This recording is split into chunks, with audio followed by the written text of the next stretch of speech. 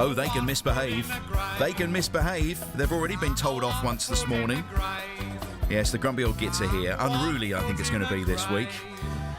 We have Ian Healey from Felixstowe. Hello there. Good morning to you. Hello there, good morning. We have James Easter from Travel Plus Tours. Good morning. Good morning, Mr. Murph. Good morning. And we have Matt Porter from Matt Porter Web Design, based at Innovation Martlesham on Adastrial Park. Good morning. Good morning to you. You were roundly told off earlier on for being too noisy in the green room. In our 25-year history, 26 nearly, I don't think anybody's ever been told off in the green room for being too noisy. Well done. Well done. Well done. And it was a woman who told us off. I know. Well, that's unusual. We didn't pull the TV off the wall, though. No. Look, you have to be careful because you see, I can see what you can't see, and that's the producer pulling all sorts of faces next door. Yes.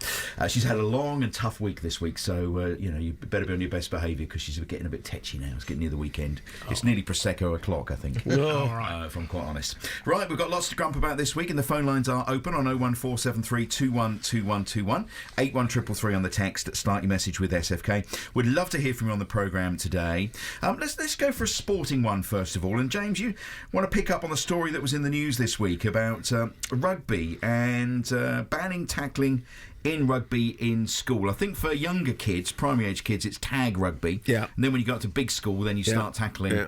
And they're suggesting that could cause injury and long-term damage to it's sad, youngsters. for goodness sake, where do you stop? The kids these days, they're mollycoddled, everything they can't do this, can't climb trees, can't play conkers. They want a pair of shields and a crash helmet to play conkers. What a load of rubbish.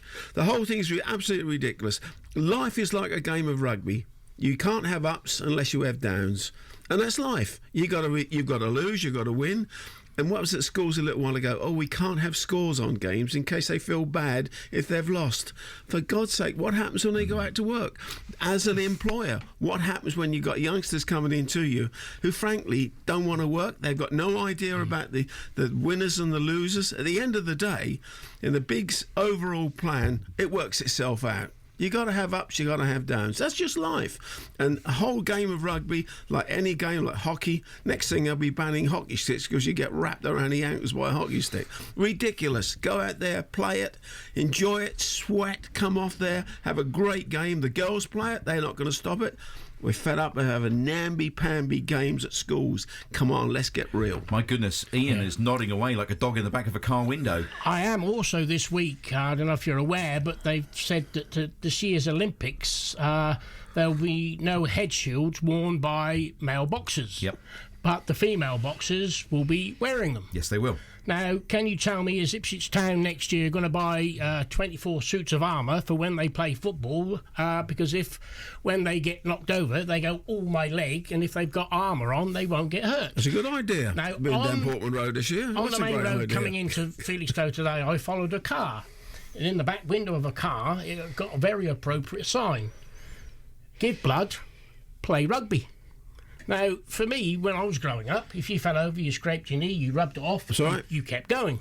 Now, are we going into a society where if we come out of Europe, we're going to make a book of rules where we can't do this, you can't do that? We're not going to talk about Europe on the show today because, believe you me, the rules and regulations around it are huge. So let's steer away from anything to do with Europe today, otherwise But as I say, the games that we used to play in the playground, tag and things like that, you can't do it in case you run into a wall. What are we becoming, a soft society? No, we're already there. That's the problem. Matt, you're very quiet. Well, no, I'm just listening. I played rugby at school, and actually I was hospitalised twice whilst playing rugby. One when I cut my head very badly and had to have stitches, and another time where I damaged my knee. I ended up with fluid on the knee from playing rugby, and it was the issue was that whoever's teaching you, whoever's overseeing that game, has to be really very good at coaching. They have to know how to. You have to know how to play rugby properly, like tackling above the waist and those kind of things. There is an awful... it was drummed into me when I was at school that if you tackle in rugby, you tackle waist downwards. Yeah, and that's absolutely. It. That's it. But now it's much higher, isn't it? Yeah, it is. Yeah. But they have banned the necks and the heads and things like that, which is great. Yeah. But for goodness sake, that is rugby. That is what they do. I think that, I enjoyed playing it. I really loved it, and I loved it embarrassingly, for the violence, because I enjoyed tackling people. I enjoyed getting that frustration out of my system, and I did. If I had the ball and I was running and people got in the way, I'd probably steer towards them rather than trying to avoid them, because I found there was more chance of me knocking them over out of the way than there was otherwise I'd get tackled. So but I did get injured quite badly. The third time I got injured was in the changing room, where the cloak rack fell on my head and it was cast iron. So that was because someone had pulled the bars apart. And you should have rigged it. taken it down the local dock and got a few bob for that. But yeah, I know. But it was actually it was great. So should we just leave it as it is and make sure the teachers and the coaches are doing it properly? Well, it's to do with insurance. At the end of the day, it's nothing to do with protecting children. It's to do with the claiming insurance claims the whole on thing's an injury industry. and taking the school to court for not properly looking after the children. And I guess as a school and a set of governors as well, they have to do whatever they can to avoid any kind of litigation at all. And that's the way. The problem is litigation. Okay, pop your headphones on, because we're going to talk to Captain Canary in a moment or two, who's involved in young rugby. Captain Canary's on the line to us. For once, we won't talk too much about Norwich. We can just giggle and laugh in the background. But you're also, good morning, by the way. You're also involved in rugby with the kids. Yeah, morning, Mark. Morning, fellow golf. Morning, Morning. Yeah, Mark. It's when this broke the news, obviously, because I'm involved with the local Sudbury Rugby Club. My boy, who's 16, he plays Colts rugby. Both my daughters are 15 and 13. They play rugby, and obviously we have a mini section that goes right through from 7-year-olds right the way through to the Colts at 17 and 18 up to senior rugby. And when this broke in the news, and there are a lot of changes going on within the English RFU at the moment to try and make the sport we say safe, but any sport has its dangers. If you go steeplechase jumping, car racing, cricket can be dangerous.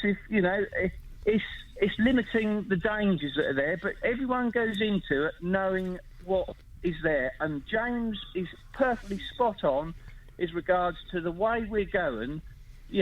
Life is the school of hard knocks, and I do find, especially with my son, how rugby has not just prepared him and got him into a good sport, a disciplined sport where, you go out on that field and you don't go out to hurt one another. You go out to play a competitive game, which is all about contact. You can't, if you take contact out of rugby, you forget playing rugby. Forget it. It's we moan. Well, you can play tag rugby, can't you? Tag rugby's just as good, isn't it? Tag rugby is a brilliant sport. It is, and a lot of people. We have tag rugby tournaments. We have touch rugby tournaments in the summer when we come away from. But rugby, the basics of rugby is about contact.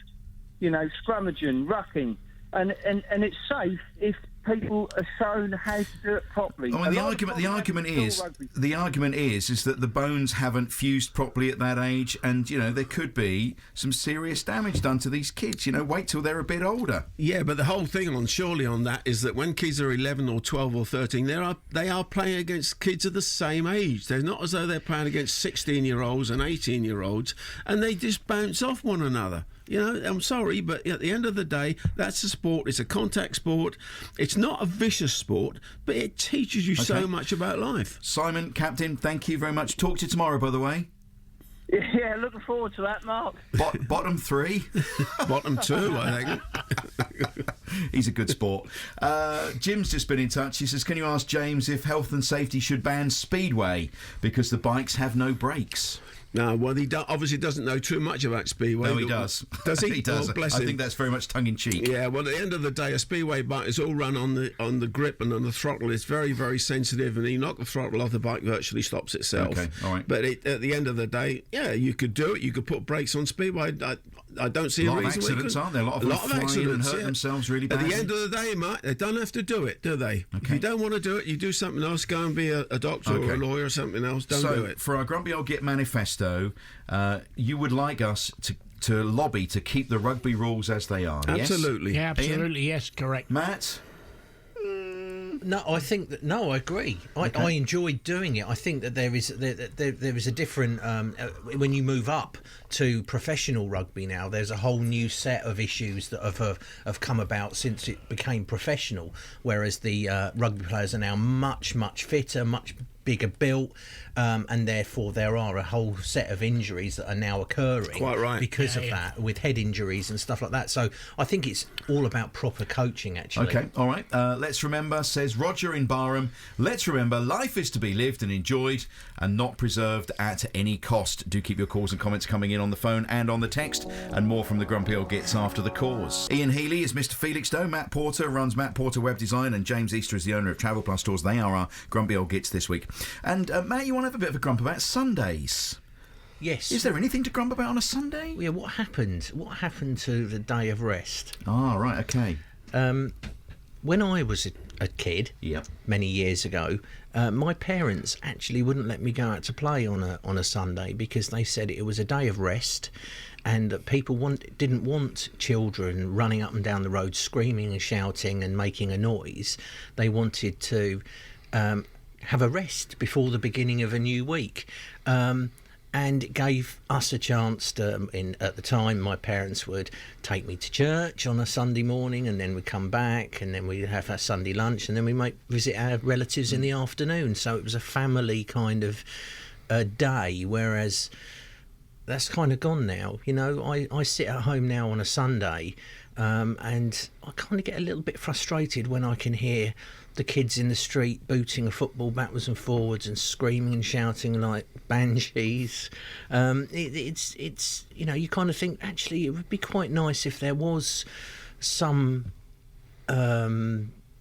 quiet on a Sunday. I think in Germany, you're not allowed to cut the grass. You can be fined if your children are too noisy in their house and they're heard by a neighbour. They can be fined for making too much noise. So it would be kind of nice if there was a little bit of peace and quiet on a Sunday, really. I sound like I'm getting a bit old, but... Well, that's what the whole slot's about, mate. Yeah, I mean, that sounds like a throwback Thursday to me. You know, I felt at the time when I was a kid, I thought it was quite unfair because my friends would be out playing and I'd be thinking, oh, come on, I really want to go out, but...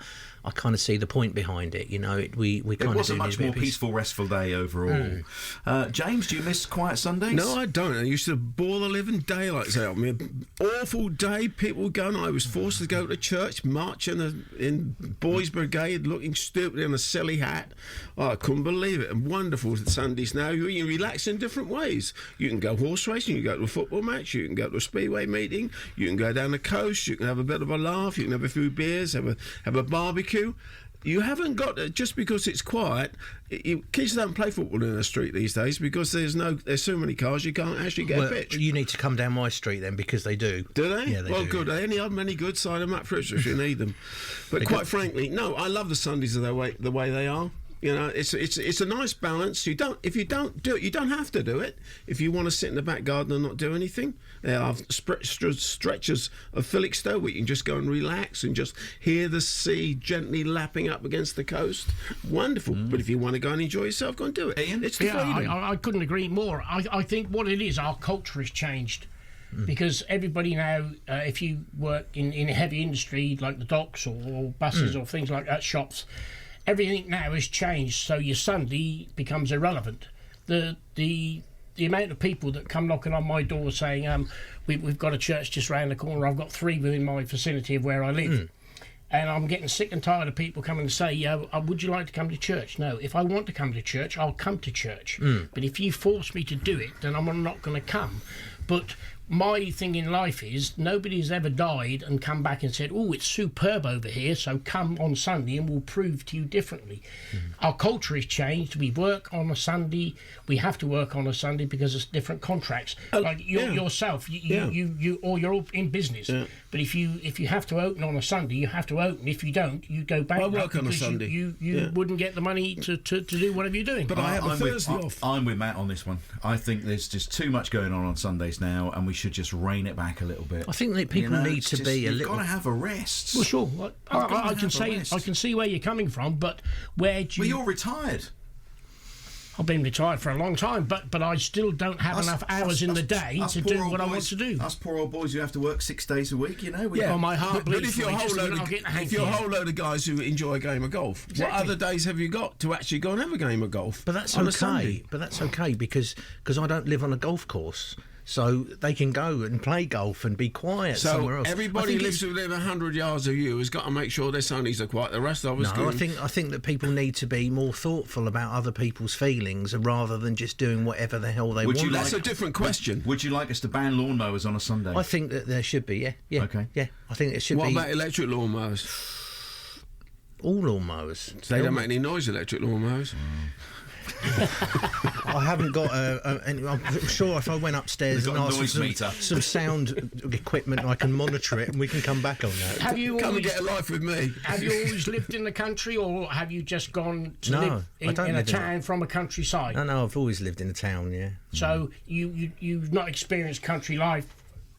of the Sadly. ways When and I way of a when I country was a life. boy, in our street, the Boys Brigade and the Salvation Army used to come down every Sunday morning, knocking 7 lumps out of the bass drums and the tubas and everything else. They wake you up. Sounds No, quite I'm nice. I'm with Matt. I'm with Matt. I used to wake up on a Sunday morning, and we used to our garden used to bag onto the 405 club, the old election supply football ground in Ipswich, and the lads would be out there warming up for the football games. Played on it many Yeah, and times. there'd be a bit of banter, and you'd hear the football knocking around and stuff like that. But it was, it was just, Gentle. everything was just a bit more. Yeah. And the only time I think you ever experience what you're talking about now is Christmas Day. When you go somewhere on Christmas Day, you don't hear the constant hubbub of cars and things driving around right, yeah. and Very stuff. true. Go for a walk on Christmas afternoon or whatever Yeah. on Boxing Day, innit? Well, not so much Boxing Day now, but I think it's Then stop and it's have about a cup of consideration. coffee along the way. Yeah. And someone's opened the caf so you can go and do it. Well, me and you'll have to get some Very earplugs. true. We'll have to get some earplugs. Okay. I don't think that's going to go on the manifesto, Matt. I'm sorry. Oh, never mind. You're You can outnumbered 2 to 1. You can go there. on mine. Yeah, we'll go on yours. Possibly mine as well. We'll come back and grump some more in a moment or two, but first, and more from the Grumps after the Rolling Stones. Ian, Matt, and James are our Grumpy Old Gits this week. Do keep getting in touch with your comments on what they're talking about, or if you want to introduce something, that would be great as well. Now, Ian, when someone rings up your home and it's not someone you know. Well, I have several phone calls a week saying, would you like double glazing? I said, oh, yes, please. He said, well, where do you live? I said, well, I live in a castle. Well, how many windows have you got? I said, 147. Oh, well, I don't think I can do that. I said, well, you advertise on the television, buy one, get one free. He said, well, I'll be bankrupt in about 3 weeks. I said, well, don't keep damn well phoning me up then. And then also another one I get is, would like to do a survey. Well, just a moment. I'm disabled. I have to get out of my chair to answer the phone. So I get out of my chair and I put the phone down on the side. I go make a cup of tea. 5 or 6 minutes later, they're still waffling on. Have you finished? Yes, well, thank you very much. And I put it down. Now, why on earth can't they take no for an answer? I don't think they understand. And 95% of them come from India or Pakistan or somewhere else, and I have to say, excuse me, can you speak English? He said, why is that? I said, I can't understand a thing you're saying. I said, are you trying to sell me a telly? He said, why is that? I said, well, you told me the other day you come from New Delhi. I said, did I misunderstand what you were saying? Dear. You see, the whole problem with that is it must work, because if it didn't work, they wouldn't do it. Well, no, it does work, because there are an awful lot of people who do get suckered in Absolutely. Yeah. to these things because it sounds too good to be true, Absolutely and they'll go for it. Absolutely. Yeah, and there are an awful lot of vulnerable people who just say yes. But Matt, as our gadget man, there are all sorts of things we can do to stop these calls now, aren't there? Bits and pieces and devices we can Yeah, get? there are. There are telephone. BT are bringing one out, aren't they? At long are. Yeah, in last. fact, they've offered me one to Have they? review actually. Oh, okay. But it's a telephone preference. The telephone preference service is meant to be there to stop you getting cold calls, but unfortunately, it'll only work if the companies that are calling you are abiding by the rules. And most of the time, if they're calling from overseas, they don't have to abide by the rules because they're not a British, a United Kingdom company or something. So you can. With these devices, you can monitor the calls, and then you can set that call as a spammy call or whatever, and then it won't answer again if they call. I had a system running in my office where As businesses, you constantly, in fact, you get it worse because they don't have to abide by any rules, but you get the same companies ringing every single week, and you say to them, will you please take me off your list? I'm not interested. And they will just ring you again and again and again. And in that case, I have blocked lots of calls. In fact, there was one system I was running where it was a add-on to my phone system. So if I'd set them as a call that I didn't want, it would actually pass that call on to an automated service, which was actually an American sort of redneck who would be going, hello. And they would be having a conversation with this recorded message. Redneck. Great idea. Which is quite a good one, yeah. Well, expand the whole thing. The amount of stuff that you get through on a Sunday newspaper, you get half a tree, don't you? Yeah, you do. But there again, it must work. Well, I think what it is, if you pick the phone call up, then the person on the other end earns part of his weekly wage.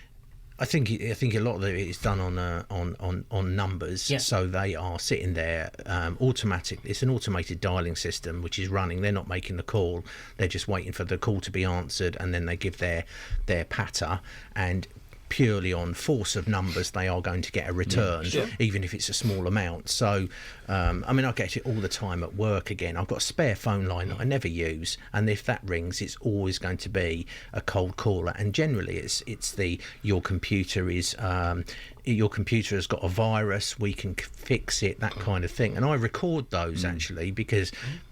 Obviously, as an IT person, I know that I haven't got a problem, and I know there's no way they can link my computer to my telephone number. They don't even know who I am. And there was one guy that rang me who said, your computer will be cancelled. I'm from Microsoft. If we don't fix your computer, we will have to cancel it. And I said, well, what does that mean then? And they said, well, it'll be cancelled. It'll be useless. You won't be able to use it. It'll be like a dead computer. And I said, well, does that mean that if it's dead, I don't have to do any work then? And they said, well, what do you mean? I said, well, if it's dead, I can go home and put my feet up. And he said, but we'll cancel your computer. I said, yeah, OK then. And he said, well, what would you like us to do? Fix your computer or cancel it? And I said, well, can you cancel it, please? And, of course, he can't, and he went away. So it's a solar panel one that got me. And that's recent as well, yeah. Yeah, solar panel one. And I answered it, and I was very polite. I said, look, I'm really sorry, but I'm not interested. And they'd got they were going to say what they were going to say. I said, look, I'm really sorry, I'm not interested.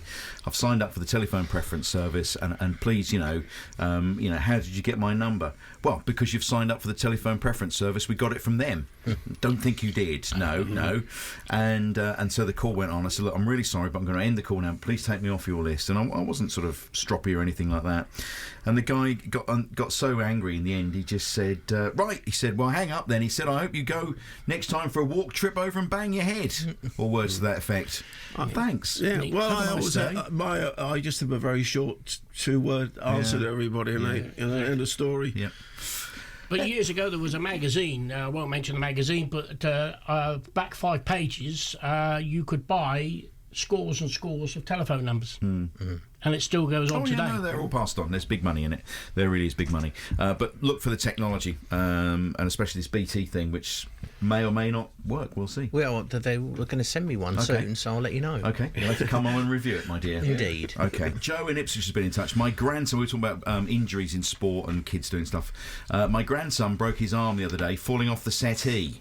Nowhere near a sports ground, so perhaps we should, limit the height. Settees. Perhaps we should limit the height of settees. Was the settee balanced on top of a wall or something? No, just fell off, and just fell off the arm, and really, you could do all sorts of things. That's life. Put some cushions on the floor, then he won't hurt himself. We should all sit on the floor, perhaps. Do away with them. Mrs. J's been in touch. Parents can buy their children safety headgear, especially for school rugby, should they want it. Friends, 2 grandsons play at Humberdoosey Lane.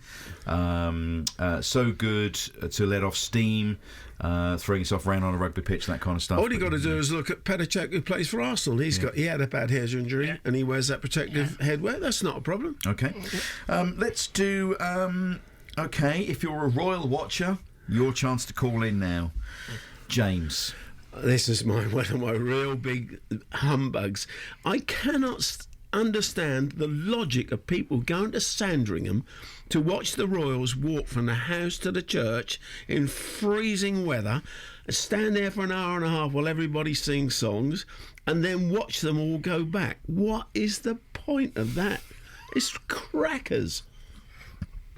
I agree with you. I was awarded an MBE back in 1994, and I went to the Palace, and we had a chauffeur. And the chauffeur was dying to go to the loo, so he asked one of the equerries, could he go into the palace to go to the toilet? No, you're not a recipient, you're not a guest. You have to go across the road and get a pass to go across, is it Hyde Park, across the road, and go to the toilets there. Oh, well, fair enough then. And there was 300, and Prince Charles did 300 presentations in an hour. And we had to sit there for half an hour after he'd left for the helicopter to disappear, and he will speak to you, and you don't hold your hand to him, he holds his hand to you to shake. But he's head and shoulders above you, and he's got an earpiece in with people telling him. And when I came out, my parents said, yes, very good, but you've got 1 minute 35 seconds. And I said, really? Yes. You saying about people going to Sandringham, I think they're sad, because what they do a lot for this country, but you never ever see them in the flesh. They're always surrounded by. Yeah, I haven't got a problem with the royals. They do a job and they attract the tourists. Good luck to them. It's the sad saps who stand by the side, giving them manky old flowers and things like that. It's ridiculous. Well, I think it's their way of it's a hobby, isn't it? It's a hobby. It's a Sunday as well. I'm with you on a Sunday. Ban them from going there on a Sunday. Surely it's just a safe hobby and pastime. It's just like collecting train numbers. They collect. I used to do train numbers. Well, you see, people would call you a sad sap. I was. I wouldn't, but some I was only 10. Okay. For some people, it's lovely. It's their hobby. They love them, and to see them to have the most wonderful thing. Yeah, Matt. I think that I actually had a conversation with someone earlier on about this exact thing, and they said that sort of I agree with them really, that some people just feel that they want to have something in their life. Part of their family. Not really, but something that they want to have that link to the royal family, and if that's what they want to do, I don't think that it's something I want to do. Must admit, when Princess Diana died, I did actually go and stand by the road at the M1. That's a different thing altogether. Because I wanted to be part of this whole. That was a mark of respect. Yeah, and I was surprised really that I wanted to do that, but I did. And some people want to have that. They feel that they have some contact with the royal family. They get to know them, and they'll smile and nod at the regulars as they come out. Yeah, I bet they're really impressed with it. Well, would you like they do, or the Queen does, if you've got enough assets, would you like to give your family a medal for walking or doing this, doing that, doing the other? Because that's what happens. Well, that's just kind of a historical thing, isn't it? Where there was a photograph that I saw on Facebook the other day where it had I think it was a sort of like a satire really, with Prince Harry and laughing, and another picture next to him of I can't think of his name. Prince Edward, and Prince Edward had all of these medals what a on his farce chest, that is. and it was kind of like, what's he done? Whereas we obviously know Harry was in combat, in a combat situation, so there is kind of, and that's a historical thing, isn't it, where they're given medals as a mark of a particular anniversary or a particular battle and things like that, and I think it's difficult now. I think people don't kind of have the same admiration. I would not do their job for all the money you could possibly give me. I absolutely loathe it. I can put up with all the flunkies. We won't see you in whatever the question is. Sandringham. No, you won't. Okay. It's in Norfolk. You're crossing the border. I ain't going up there.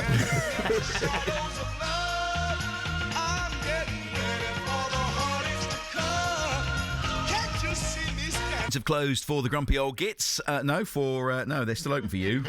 Oh, thank you very much. I'm trying to get rid of you early. The lines have closed. It's been a long week. The lines have closed for Kidioki, but the Grumpy Old Gits are with us for another 2 or 3 more minutes. We started the show, and we've had a lot of reaction to this today about air shows. And the CAA putting up the prices for air show organisers and possibly bringing in some new rules and regulations following Shoreham. Felixstowe is going to have an air show this summer. We had a text earlier on to say that there will be one this summer in Felixstowe. And I wonder how long these things will go on for, and whether they'll be... I think it's one of those things that brings people into Felixstowe, and one of the main concerns I think they have is they organise all these planes and all the clubs and organisations get involved, and like last year we had severe weather halfway through the thing and it was cancelled. But I think Shoreham is an example.